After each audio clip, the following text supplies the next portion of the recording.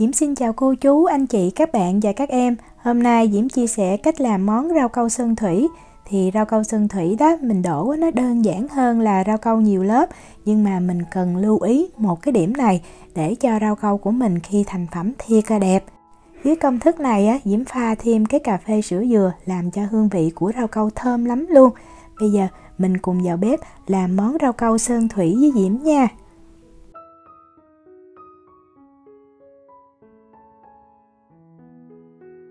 Đầu tiên mình lấy một cái nồi to ha, mình cho vào 1400ml nước. Sau đó mình cho rau câu vào mình ngâm, thì mình dùng một cái gói rau câu 25g. Đây là gói rau câu Diễm dùng, mình mua ở tiệm Việt bên đây ha, cái này là hiệu của Thái Lan, mình dùng cái rau câu giòn là được. Cho rau câu vào thì mình khuấy lên cho thật là đều và mình để cho rau câu này nó nở ha. Đây là cái lưu ý để giúp cho rau câu của mình khi nguội nó không có bị chảy nước đó. Mình đi chuẩn bị phần rau câu sữa dừa cà phê và rau câu lá dứa. Thì rau câu sữa dừa cà phê Diễm cân ra 100g sữa đặc có đường, 100ml nước cốt dừa, Diễm dùng cốt dừa loại đặc là coconut cream. Đây là cái hộp cà phê hòa tan mà Diễm dùng nè. Thì mình dùng cà phê loại nào cũng được ha, mình thích đậm thì mình sẽ cho nhiều hơn tí xíu. Đối với cái cà phê này thì Diễm cho là 3,5 muỗng cà phê, thì Diễm cân được là 6g. Cái cà phê hòa tan này mình cho vào thì mình khuấy lên ha, nó sẽ không có tan liền đâu. Mình cứ để nó nghỉ tí xíu rồi chút xíu mình còn nấu lên nữa. Màu xanh lá dứa thì Diễm có 200ml nước lá dứa ha, là Diễm xay 25g lá dứa. Mình rửa xong mình cắt nhỏ như vậy nè. Sau đó mình cho vào khoảng 220ml nước lạnh, nước thiệt là lạnh thì nó không có làm cho lá dứa mình bị đắng. Xay nhuyễn rồi mình vắt ra. Để cho nó giữ cái màu đẹp hơn thì mình sẽ cho thêm 1/3 muỗng cà phê tinh chất lá dứa. Còn nếu không có thì mình không cho cũng được ha. Khuấy đều và mình để ở đây. Rau câu sau khi Diễm ngâm được 1 tiếng rồi đó, Diễm cho vào 300g đường, 1/4 muỗng cà phê muối là 1g. Và mình bắt cái nồi rau câu này lên bếp, mình bật cái lửa lớn nhất ha. Đầu tiên mình khuấy cho cái đường nó tan, không cần phải khuấy liên tục ha, miễn sao mình khuấy cho đường nó tan thì mình để yên cho cái nồi nó sôi, hoặc là mình muốn khuấy cũng được. Diễm thì Diễm thấy cứ để như vậy không có sao hết. Khi mà mình thấy cái nước rau câu nó chuẩn bị sôi là mình sẽ hạ xuống cái lửa, mình giữ làm sao cho nó sôi nhẹ nha. Và nếu có bọt nhiều thì mình hớt bọt ra bớt. Mình kiểm tra mình thấy cái rau câu của mình cái nước đó nó trong vắt như vậy là rau câu nó tan hết rồi nè.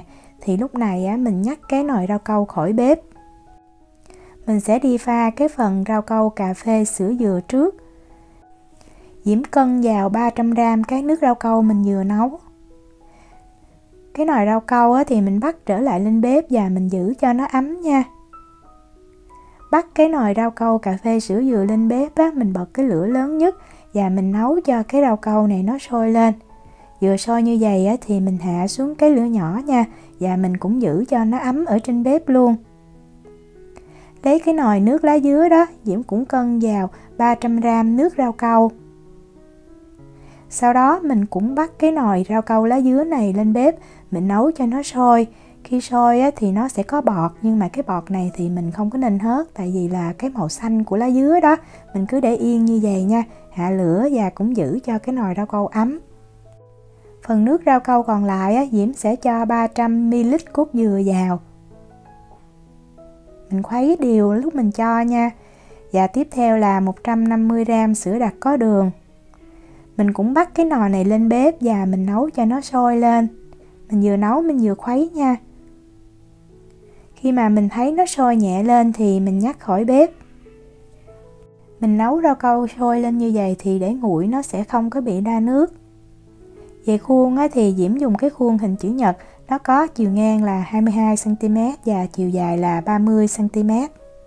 Mình cho hết cái rau câu sữa dừa vào trong khuôn và mình để cho cái rau câu này nó nguội bớt. trong cái khoảng thời gian mình để nguội đó, mình nên lấy cái muỗng ha, thỉnh thoảng mình khuấy nhẹ lên như vậy, tránh cho rau câu nó bị đặc lại đó, để cho nó nguội đặng nó sệt, thì như vậy mình đổ những cái vân nó mới đẹp. 2 cái nồi rau câu á, thì mình cũng để trên bếp mình giữ cho nó ấm nha. Và đối với cà phê sữa dừa đó thì mình lâu lâu á, mình nên khuấy lên, tại vì nó sẽ có một cái lớp màng bên trên như vậy nè, mình không khuấy thì nó sẽ không đều. Sau 10 phút á, thì Diễm sẽ nhắc 2 cái nồi rau câu ra khỏi bếp và mình để ở đây. Và Diễm lưu ý là 3 cái màu này á, mình luôn khuấy đều tay nha, tránh cho nó bị đặc lại đó. Mình để nguội như vậy để cho rau câu nó sệt lại, thì khi mà mình đổ chung với nhau nó không bị hòa lẫn vào nhau, tạo thành những cái vân ha. Và lâu lâu á, mình nên khuấy nhẹ lên bên trên mặt như vậy nè, tránh cho rau câu nó bị se mặt. Thì sau 30 phút á, tùy cái nhiệt độ nhà mình á, nhiệt độ nhà Diễm 23 độ C thì Diễm kiểm tra đó, Diễm thấy rau câu nó sệt lại như vậy, và mình ấn nhẹ giống như là nó hơi đặc ở bên dưới. Thì lúc này á, mình nhanh tay nha, mình lấy liền cái rau câu màu xanh đó, mình cho vào. Đó, mình cứ đổ như Diễm làm như vậy nè. Phút sau thì Diễm quay nhanh ha. Và mình đổ cho tới khi còn khoảng 1/3 cái lượng rau câu màu xanh á, thì mình sẽ chừa lại. Lưu ý để cho rau câu sơn thủy có vân đẹp chính là cái nước rau câu nó phải có cái độ sệt đó, để nó không có hòa tan vào nhau. Sau đó mình sẽ cho hết cái phần rau câu cà phê sữa dừa vào, mình cũng đổ xen kẽ như vậy. Như mình thấy rau câu lúc này nó đã đặc lại khoảng 30 cho tới 40% rồi ha. Và cuối cùng là phần rau câu màu xanh còn lại mình cho hết vào luôn. Rồi mình sẽ lấy một cái muỗng đó, mình xem cái chỗ nào mà màu trắng ở dưới còn nhiều đó, mình làm như vậy để cho cái màu xanh và màu nâu á, nó đều vào trong cái màu trắng. Mình có thể khuấy nhẹ ha, để tạo thành những cái vân. Và nhất là ở bên rìa của cái khuôn đó, màu trắng nó còn nhiều lắm đó, mình đẩy nó vô. Đừng có nên khuấy nhiều quá ha, thì nó tan đều quá cũng không có đẹp. Mình để cho cái khuôn rau câu nó thiệt là nguội nha, cũng không đậy lại luôn, tránh cho nó bị động hơi đó. Cái này là Diễm để nguội được 2 tiếng rồi nè. Mình kiểm tra mình thấy nó đã đông cứng lại ha, sờ trên mặt cũng vậy.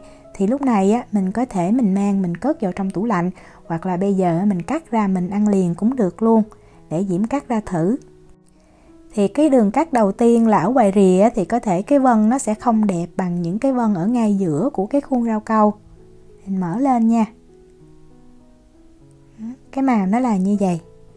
Lưu ý quan trọng nhất để đổ rau câu sơn thủy đẹp là cái nước rau câu nó có cái độ sệt nó sánh lại đó, thì nó sẽ giữ được những cái vân. Rau câu sơn thủy này á, mình làm đơn giản mà lại đẹp và ngon nữa, rất phù hợp cho những bữa tiệc. Diễm chúc cô chú, anh chị, các bạn và các em đổ được rau câu thiệt là đẹp và ngon. Nếu mà có thắc mắc gì thì cứ để lại lời nhắn hoặc là gửi tin nhắn cho Diễm. Diễm cảm ơn sự quan tâm theo dõi video rất là nhiều. Hẹn gặp lại trong những video tiếp theo. Chào tạm biệt.